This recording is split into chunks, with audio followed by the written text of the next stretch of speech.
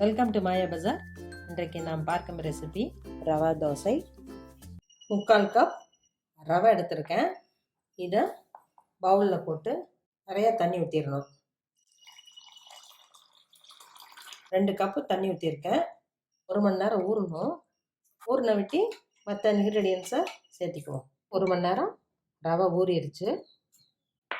அரிசி மாவு 1/2 கப், மைதா மாவு 1/4 கப், சீரகம் 1 டீஸ்பூன், மிளகு உடைச்சது 1 டீஸ்பூன், முந்திரி சின்ன சின்னதாக நறுக்கி போட்டிருக்கேன், தேவையான அளவு உப்பு, கருவேப்பிலை பொடியாக நறுக்கிக்கணும்.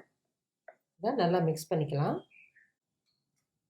கட்டி பெருங்காயத்தூள் 1 பிஞ்ச், ரவை 1 டேபிள் ஸ்பூன். இதை ஊற வைக்காமல் வச்சுருக்கேன்.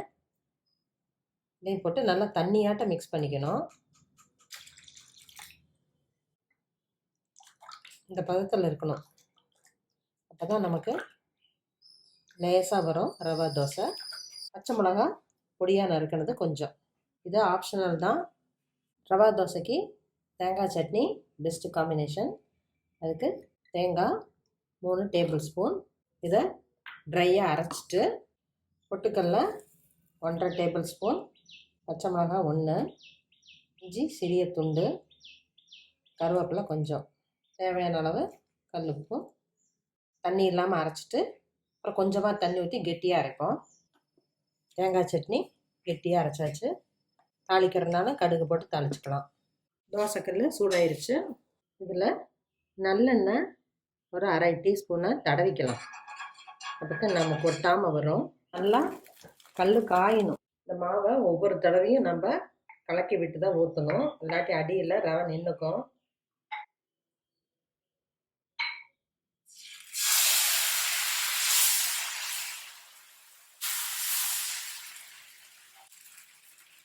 இப்படி நல்லா விசிறி விட்டு ஊற்றணும். ரொம்ப ஓட்டையாக இருந்தால் லேசாக கவர் பண்ணிக்கலாம். கடலை எண்ணெய் ஊற்றுறேன். நார்மல் தோசையை விட கொஞ்சம் அதிகமாக ஊற்றணும். அப்போ தான் நமக்கு கிறிஸ்பாக கிடைக்கும். மீடியம் ஃப்ளேமில் எடுப்போம். ஒரு பாத்திரத்தில் தண்ணி ஊற்றி தோசை கரண்டி போட்டு வச்சுருக்கேன். இப்போ அடுப்பை சிம்மில் வச்சுட்டு திருப்பி போடுவோம். மறுபடியும் மீடியம் ஃப்ளேமில் வச்சு ரோஸ்ட் பண்ணுவோம்.